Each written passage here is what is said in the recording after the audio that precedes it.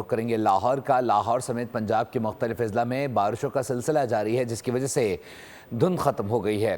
شہری دھوپ کے مزے لیتے نظر آ رہے ہیں۔ موسم کی مزید صورتحال جان لیتے نمائندہ بول نیوز جعفر بن یار سے۔ جعفر بتائیے گا۔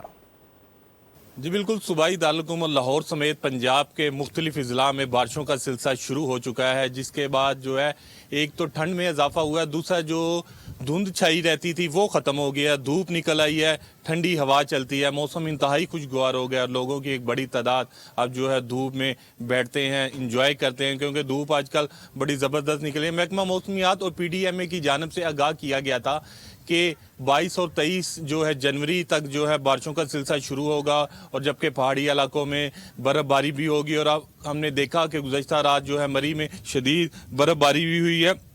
پی ڈی ایم اے کی جو جاری رپورٹ کے مطابق سب سے زیادہ بارش بتائی جا رہی ہے راولپنڈی میں 38 ملی میٹر ہوئی ہے۔ اس کے علاوہ اگر ہم مری میں بات کریں تو وہاں پہ شدید جو ہے برف باری ہوئی ہے۔ اس کے علاوہ راولپنڈی میں چکلالہ 38، کچہری میں 15، جبکہ چکوال میں 37، سیالکوٹ میں 34 ملی میٹر۔ اب یہ ہوگا کہ جو دھند چھائی رہتی تھی، دھند کا سلسلہ ختم ہو جائے گا اور دھوپ اچھی نکلے گی اور موسم ٹھنڈا رہے گا۔